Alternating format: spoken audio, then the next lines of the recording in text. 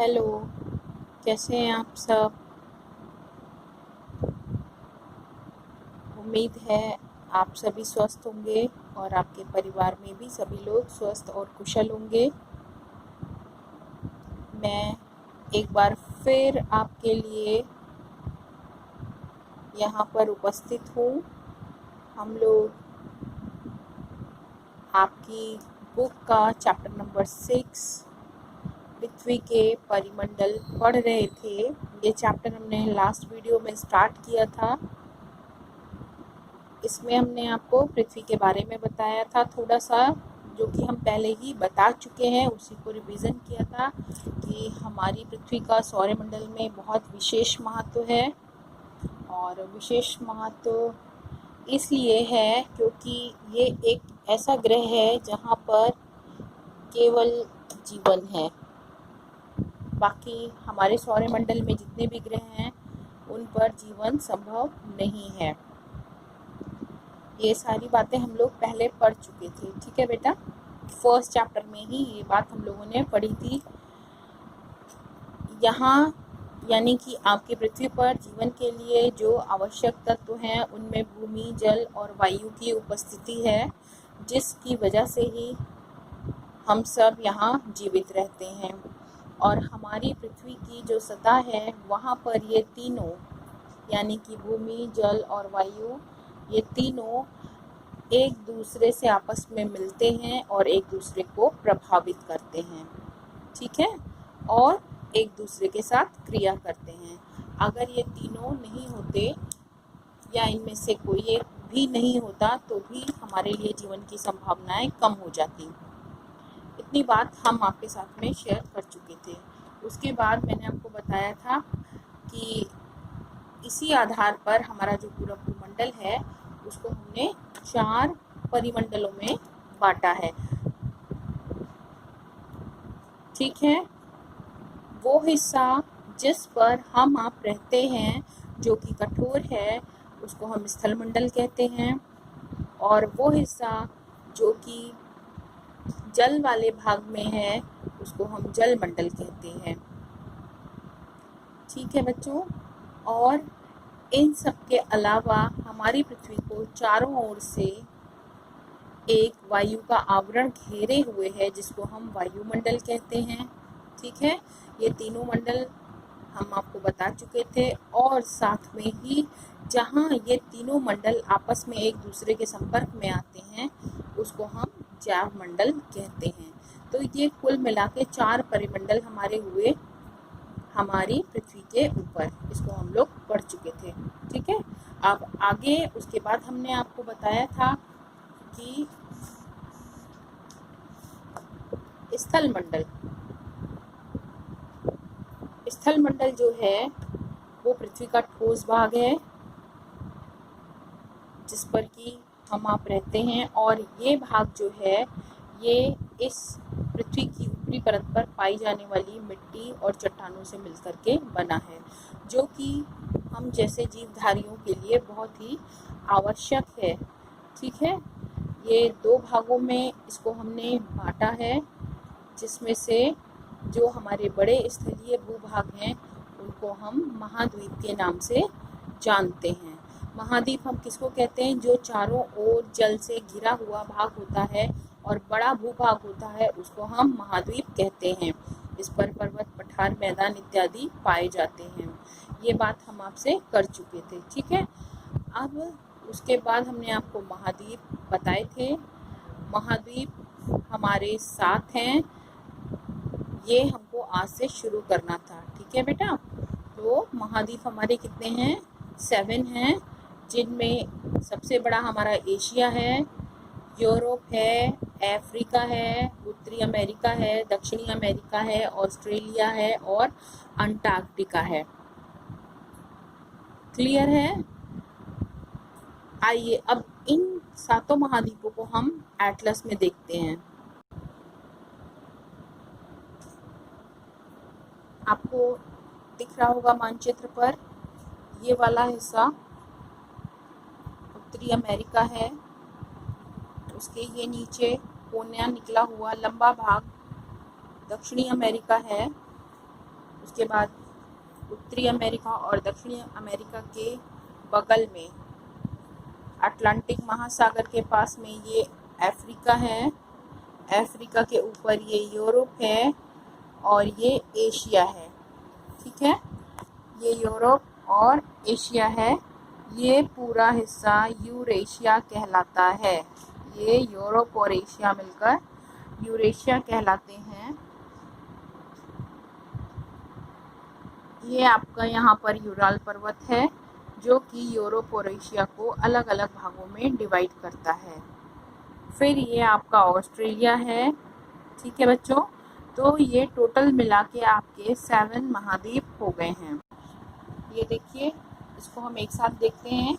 उत्तरी अमेरिका, दक्षिणी America, Africa, Europe, Asia और ऑस्ट्रेलिया, ये हमारे 7 महाद्वीप हैं। अब इस चैप्टर में हम आगे इन 7 महाद्वीपों के बारे में ही पढ़ेंगे।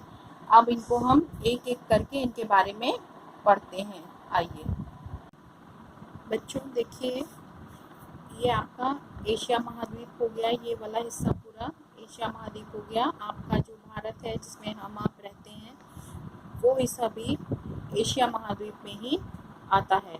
अब इसको ध्यान से देखिएगा। एशिया महाद्वीप के उत्तर में, जब हम मानचित्र पढ़ रहे थे तो हमने बताया था कोई भी मानचित्र जब हम पढ़ते हैं तो ये दिशा उत्तर होती है, ये दिशा दक्षिण होती है, इधर पूरब होता है और इधर पश्चिम होता है। तो हमारा जो एशिया महाद्वीप है ये इसके उत्तर साइड में यानी इस साइड में हमारा उत्तरी ध्रुव या ये वाला, ये देखिए आर्कटिक महासागर है। ठीक है, एशिया महाद्वीप के उत्तर में क्या है बच्चों? उत्तरी ध्रुव महासागर या आर्कटिक महासागर है और दक्षिण में हिंद महासागर है। ठीक है, इसी हिंद महासागर के नाम पर हमारे भारत का नाम हिंद पड़ा, इंडियन। ठीक है, समझ में आ गई बात। अब एशिया महाद्वीप के पश्चिम में यूरोप है। देखिए ये पश्चिम हिस्सा है, इसके पश्चिम में यूरोप है। यूरोप और एशिया दोनों मिलकर के यूरेशिया बनाते हैं या कहलाते हैं। अभी मैंने बताया था यूरोप और एशिया मिलकर के पूरे को इसको हम यूरेशिया कहते हैं। यहाँ यानी कि इस एशिया में विश्व की सबसे ऊंची चोटी ये आपका हिमालय है भारत में। ठीक है, इसको आइए हम भारत में देखते हैं। ये देखिए हमारे एशिया के भारत हिस्से में ये हिमालय महासागर पूरा फैला हुआ है। इस महासागर पर विश्व की सबसे ऊंची चोटी, इस हिमालय पर हमारे विश्व की सबसे ऊंची चोटी माउंट एवरेस्ट, जिसकी ऊंचाई 8,848 मीटर है, यहाँ पर स्थित है। ठीक है, एशिया के लिए बहुत गर्व की बात है कि संसार की सबसे ऊंची चोटी माउंट एवरेस्ट एशिया में स्थित है। इसके अलावा दुनिया की छत कहा जाता है जिसको, वो पठार, ठीक है, दुनिया की छत कहा जाने वाला पठार, तिब्बत का पठार, ये इस जगह पर है। ठीक है, ये देखिए ये तिब्बत का पठार है। उसके बाद में ये दक्षिण का पठार है, ये यहाँ पर इंडिया में। अब इसको हम वर्ल्ड मैप पे देखते हैं। वापस यहाँ आते हैं हम अपने एशिया में। ये देखिए ये आपका हिमालय है, हिमालय पर्वत है। यहाँ पर नेपाल में माउंट एवरेस्ट है। ये भारत के दक्षिण में ये हमारा दक्षिण का पठार हो गया और यहाँ पर पामीर का पठार है। ठीक है, ये कुछ एशिया के मुख्य पठार हैं। उसके अलावा यहाँ गंगा, यमुना, सतलज नदियाँ बहती हैं। ठीक है, यहाँ होंगो, दजला, फरात नदियाँ हैं। ये सब इसी महाद्वीप में आती हैं। ये मैप वर्क है, इसको मैं आपको मैप पे करके सेंड करूँगी PDF में। इसको उससे देख करके आप इसको अपने मैप में फिल करेंगे और अपनी कॉपी पर पेस्ट करेंगे। ठीक है बच्चों, अब इसके बाद में ये अफ्रीका महाद्वीप है। सेकंड नंबर पे हमारा एशिया के बाद अफ्रीका महाद्वीप है। ठीक है, इस महाद्वीप का क्षेत्रफल यानी कि ये हिस्सा सबसे बड़ा है। दूसरे नंबर पर सबसे बड़ा या सबसे नंबर 1 पर कौन हो गया? एशिया महाद्वीप। फिर हमारा अफ्रीका महाद्वीप हो गया। ठीक है, इस महाद्वीप का जो अधिकांश भाग है वो मैदानी भाग ना होकर के पठारी भाग है। यहाँ पर पठार अधिक हैं, ये भाग पठारी भाग है। और अफ्रीका महाद्वीप में यहाँ पर खनिज पदार्थ और शक्ति के संसाधन बहुत अधिक मात्रा में पाए जाते हैं। ठीक है, तो अफ्रीका महाद्वीप शक्ति के संसाधनों के लिए और खनिज पदार्थों के लिए बहुत प्रमुख जगह है। इसके बाद विषुवत रेखा, कर्क रेखा और मकर रेखा। ये देखिए, ये आपका इक्वेटर, ये देखिए ये इक्वेटर, ये आपने शुरू के चैप्टर में इरिश मिस ने आपको पढ़ाया था।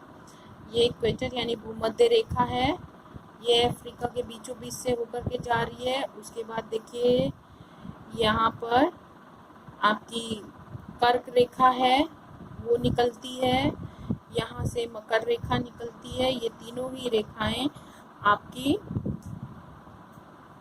अफ्रीका से होकर निकलती हैं। इसकी एक खास बात ये है कि इस महाद्वीप को तीनों रेखाएं काटते हुए गुजरती हैं। ठीक है, काटते हुए मीन्स टुकड़े करते हुए नहीं, उसके ऊपर से गुजरती हैं। फिर उष्णकटिबंधीय क्षेत्र होने के कारण ये बहुत गर्म महाद्वीप है, क्योंकि भूमध्य रेखा इसके बिल्कुल बीचों बीच से निकल रही है। इसीलिए ये भाग उष्णकटिबंध में आता है, यानी गर्म क्षेत्र में आता है। यहाँ विषुवत रेखीय घने वन, घास के मैदान और विशाल मरुस्थल पाए जाते हैं। ठीक है, विषुवत रेखा के पास है, इसीलिए यहाँ पे विषुवत रेखीय वन पाए जाते हैं। ये देखिए पूरा हरा भरा है यहाँ का क्षेत्र। उसके बाद में घास के मैदान और विशाल मरुस्थल भी हैं। ये देखिए ये पूरा डेजर्ट है यहाँ। ये सब इसी अफ्रीका महाद्वीप में मिलते हैं। इस महाद्वीप के उत्तर और पश्चिम में एटलस पर्वत है। ठीक है बच्चों, उत्तर पश्चिम में एटलस पर्वत है। देखिए ये उत्तर और पश्चिम दिशा में ये आपका एटलस पर्वत है। ये आपको अपनी मैप की बुक पर फिल करना है। ठीक है, उसके बाद में यहाँ पर इस महाद्वीप की जो मुख्य नदी है वो है ये आपकी ये नील नदी है। ये देखिए नील नदी यहाँ बह रही है, ये यहाँ की सब मुख्य नदी है और ये विश्व की सबसे लंबी नदी भी है। और इसके उत्तर में ये देखिए ये पूरा सहारा का मरुस्थल है, ये विश्व का सबसे बड़ा मरुस्थल है। ठीक है, ये सारी चीज़ें आपको फिल करनी हैं। फिर इस महाद्वीप में कुछ और नदियाँ भी हैं, जिनमें कांगो है और आपकी लिम्पोपो है। देखिए ध्यान से इधर, ये देखिए ये यहाँ नील नदी मैंने बताई थी आपको, ये लिम्पोपो नदी है और ये कांगो नदी है। ठीक है, ये सब यहाँ की कुछ मुख्य नदियाँ हैं, इस महाद्वीप में ये बहती हैं। कांगो नदी भूमध्य रेखा को 2 बराबर भागों में बांटती है। ये देखिए ये आपकी भूमध्य रेखा है और ये कांगो नदी है, इसको 2 बराबर भागों में बांट रही है। जबकि लिम्पोपो नदी यहाँ देखिए ये मकर रेखा को 2 बराबर भागों में काटती है। ठीक है बच्चों, ये इसकी खास बात है कि कांगो नदी भूमध्य रेखा को 2 बराबर भागों में काट रही है और लिम्पोपो नदी मकर रेखा को 2 बराबर भागों में काट रही है। यहाँ आपका विक्टोरिया जलप्रपात है, जो विश्व प्रसिद्ध जलप्रपात है, विश्व में बहुत प्रसिद्धि है इसकी, जो ये अपनी सुंदर प्राकृतिक छटाओं के लिए पूरे संसार में जाना और माना जाता है। इसके अलावा हमारा जो देश है वो मिस्र देश, जिसको आप इजिप्ट कहते हैं, ये देखिए ये अफ्रीका में यहाँ पर है। यहाँ के पिरामिड विश्व प्रसिद्ध हैं। ठीक है, आपको यह जानकर आश्चर्य होगा कि सबसे पहले मानव का जन्म और विकास इसी महाद्वीप पर हुआ था। क्लियर है? ठीक है, फिर यहीं से जो मानव था वो दूसरे महाद्वीपों में गया। इस महाद्वीप का 2/3 भाग भूमध्य रेखा है। 2/3 मतलब आप अगर इस पूरे अफ्रीका को 3 भागों में बांट देंगे तो 1/2 हिस्सा भूमध्य रेखा के ऊपर उत्तर तरफ है और 1 हिस्सा नीचे दक्षिण की तरफ को पड़ता है। तो ये हो गया हमारा अफ्रीका महाद्वीप। ठीक है बच्चों, इसके बारे में आप एटलस खोल करके बैठ करके पढ़िएगा तो आपको और ज़्यादा अच्छे से समझ में आएगा। अब हम बात करते हैं उत्तरी अमेरिका की। ठीक है, उत्तरी अमेरिका की खोज कोलंबस ने की थी, और जब वो इस खोज को करने निकले थे तो वो निकले तो इसी को खोजने के लिए थे, लेकिन वो खोजते खोजते वेस्ट इंडीज पहुंच गए। ठीक है, तो उसको खोजने के बाद वेस्ट इंडीज पहुंचे हैं, और उसको वेस्ट इंडीज से उन्होंने फिर अपनी यात्रा शुरू की और उत्तरी अमेरिका महाद्वीप नामक नए दुनिया की उन्होंने खोज की। तो उत्तरी अमेरिका की खोज कोलंबस ने की है। यह हमारा विश्व का तीसरा विस्तृत महाद्वीप है। आइए इसको हम एटलस में देखते हैं। देखिए, ये हम लोग उत्तरी अमेरिका का मैप देख रहे हैं। ये उत्तरी अमेरिका है, विश्व का तीसरा सबसे बड़ा महाद्वीप है। ये भी खनिज पदार्थों और कृषि की प्रचुरता के लिए और उसके साथ में ही औद्योगिक विकास के लिए विश्व में प्रसिद्ध है। ठीक है, उत्तरी अमेरिका के पश्चिम में ये पश्चिम दिशा है, यहाँ पर ये प्रशांत महासागर है। ठीक है, इसके पूर्व में, अब हम इस दिशा में बढ़ेंगे, ये पूर्व है, पूर्व में ये अटलांटिक महासागर है, ये पूरा देखिए। फिर इसके उत्तर में यहाँ पर आर्कटिक महासागर है, आपको हमने बताया था, जिसे हम उत्तरी ध्रुव भी कहते हैं। इस महाद्वीप से कर्क रेखा होकर के गुजरती है, ये देखिए। ठीक है, इस महाद्वीप से कर्क रेखा होकर के गुजरती है। इसके साथ ही इसके जो मुख्य देश हैं उनमें आपके ये कनाडा है। ठीक, ध्यान से देखिएगा, जो पिंक कलर का आपको दिख रहा है ये कनाडा है। ठीक है, उसके साथ उसके नीचे यहाँ पर आइए, ये आपका संयुक्त राज्य अमेरिका है, येलो वाला, और ये नीचे ग्रीन वाला ये मैक्सिको है। ठीक है, ये तीन इसके प्रमुख देश हैं उत्तरी अमेरिका के। ये इसकी खास बात है। उत्तरी अमेरिका और दक्षिणी अमेरिका, इसी के नीचे दक्षिणी अमेरिका मैंने आपको बताया था, ये रहा साउथ अमेरिका। इन दोनों को यहाँ पर जोड़ने वाली एक नहर है जिसको हम पनामा नहर के नाम से जानते हैं। ये अटलांटिक महासागर और प्रशांत महासागर को आपस में जोड़ती है। ठीक है, यहाँ इस भाग की प्रमुख नदियाँ यहाँ पर बहती हैं। ये मिसिसिपी और मिसौरी दो नदियाँ हैं जो इसकी मुख्य और मेन नदियाँ हैं। उसके बाद में ये आपका रॉकी पर्वत है, उत्तरी अमेरिका का मुख्य पर्वत जो कि पश्चिम भाग में है, रॉकी पर्वत है। इसके पूर्व में यहाँ पर ये अपलेशियन पर्वत है। क्लियर है बच्चों? तो ये आपको उत्तरी अमेरिका में भरने हैं। अब हम दक्षिणी अमेरिका के बारे में देखते हैं। ये देखिए, ये हमारा दक्षिणी अमेरिका है। ये यहाँ उत्तरी अमेरिका के साथ जुड़ते हुए नीचे को आया, ये हमारा दक्षिणी अमेरिका है। ठीक है, उत्तरी अमेरिका के दक्षिण में ये स्थित है, इसलिए इस महाद्वीप को दक्षिणी अमेरिका कहते हैं। इसका अधिक से अधिक भाग हमारा दक्षिणी गोलार्ध में पड़ता है क्योंकि ये भूमध्य रेखा के नीचे का हिस्सा है। यहाँ अमेजन घाटी है, ये देखिए, ये अपनी वनस्पतियों और घने वनों के लिए विश्व में बहुत ही ज़्यादा प्रसिद्ध है। इस महाद्वीप के पश्चिम भाग में संसार का सबसे लंबा पर्वत या सबसे लंबी पर्वत श्रृंखला एंडीज पर्वत, ये देखिए, ये सबसे लंबा पर्वत है जिसको हम एंडीज के नाम से जानते हैं। ये दक्षिणी अमेरिका के उत्तर साइड में फैला हुआ है। भूमध्य रेखा इसके बीच से होकर के गुजरती है। ये आपका हो गया दक्षिणी अमेरिका। अब हम यूरोप देखते हैं। देखिए बच्चों, ये आपका यूरोप हो गया। अब हम यूरोप में हैं। ठीक है, आइए आपको यूरोप की सैर कराते हैं। बाकी महाद्वीपों की तो सैर हम लोग कर आए हैं।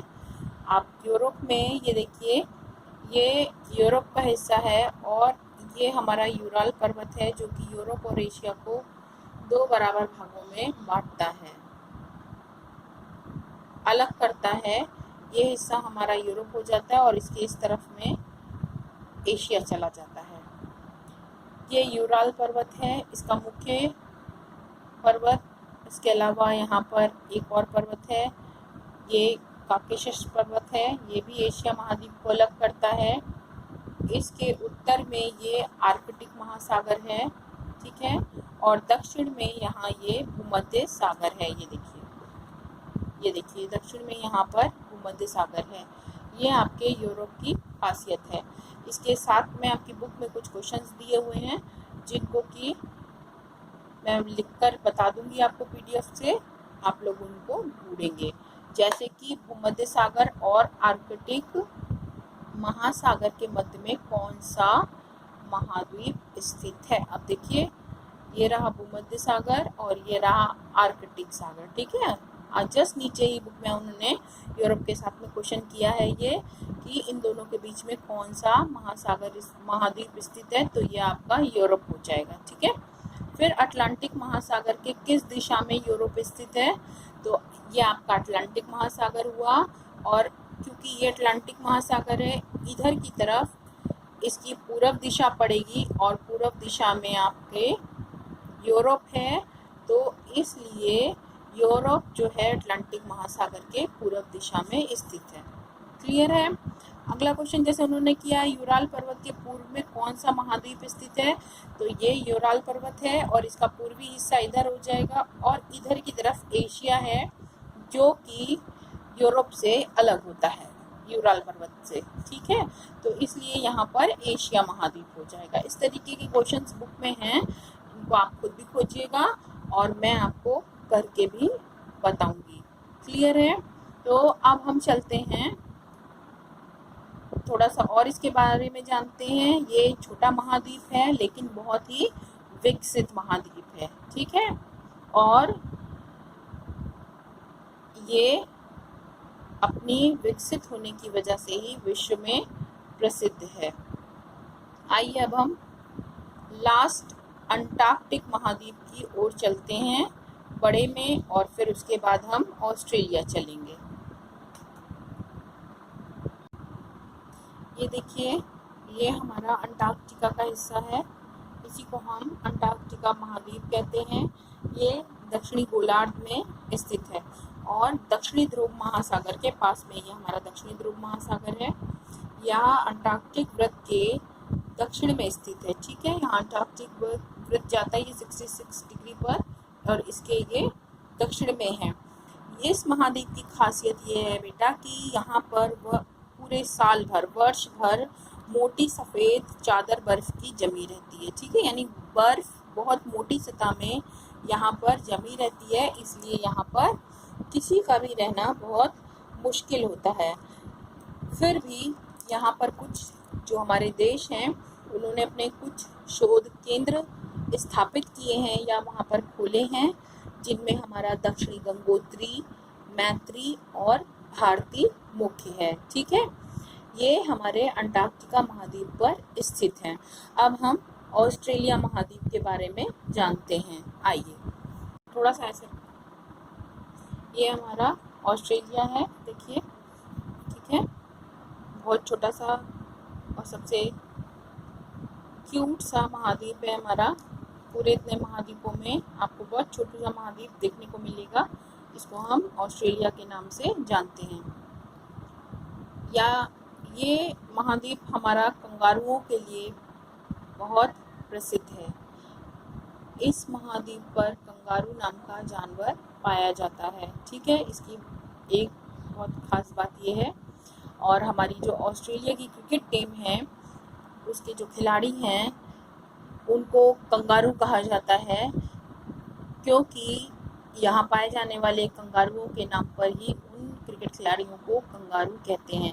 और ऑस्ट्रेलिया की जो क्रिकेट टीम है उसको कंगारू कहा जाता है, कंगारू क्रिकेट टीम, ठीक है। ये तो बात हो गई खेल की।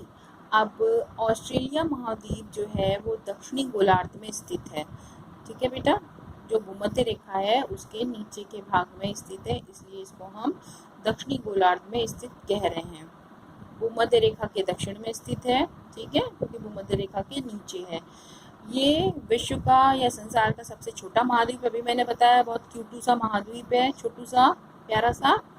और मकर रेखा लगभग इसके बीचों बीच से होकर के निकलती है, ये देखिए, और इसको दो बराबर भागों में, लगभग दो बराबर भागों में बांटती है। इसके चारों ओर पूरा पानी है, ये देखिए, चारों ओर पानी से घिरा है, इसलिए इसको हम महासागर कहते हैं। क्लियर है? इस प्रकार यह चारों ओर से महासागरों से घिरा है, इसीलिए ये द्वीप है। और क्योंकि बड़ा द्वीप है इसीलिए हम इसे महाद्वीप कहते हैं, और इसीलिए हम इसे द्वीपीय महाद्वीप कहते हैं। महाद्वीप तो है ही, लेकिन द्वीप है ना, तो इसलिए हम इसे द्वीपीय महाद्वीप कहते हैं। यहाँ की जो मेन नदियाँ हैं वो दो हैं, ये देखिए, यहाँ ये दो नदियाँ हैं, एक ये मरे है और एक ये डार्लिंग है। ठीक है, दो यहाँ की मेन नदियाँ हैं, ये देखिए, ये डार्लिंग और ये मरे। उसके अलावा इसके पूर्व में ये ग्रेट डिवाइडिंग रेंज है, ये देखिए, ये पूरा ग्रेट डिवाइडिंग रेंज जो कि मूंगे द्वारा बनाई गई है, ये विश्व की सबसे बड़ी प्रवाल भित्ति है। इसे ग्रेट बैरियर रीफ भी कहते हैं। ठीक है बच्चों, इसे हम ग्रेट बैरियर रीफ भी कहते हैं। ये सब हमारे महाद्वीप हो गए। ठीक है, अब इन महाद्वीपों के अतिरिक्त स्थल भाग पर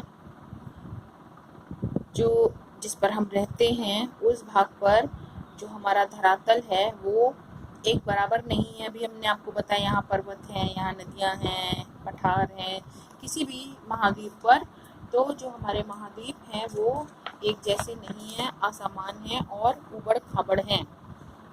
ठीक है, धरातल के कुछ भाग समतल हैं तो कुछ समुद्र तल के अंदर हैं। हजारों मीटर समुद्र तल से ऊंचे भाग भी हैं। इनमें जो हमारे ऊंचे भाग हैं उनमें हम पर्वत, पठार और मैदान को बांट सकते हैं। ठीक है बच्चों, तो आज यहीं तक। फिर इसके अलावा नेक्स्ट वीडियो में हम जलमंडल के बारे में पढ़ेंगे। Thank you.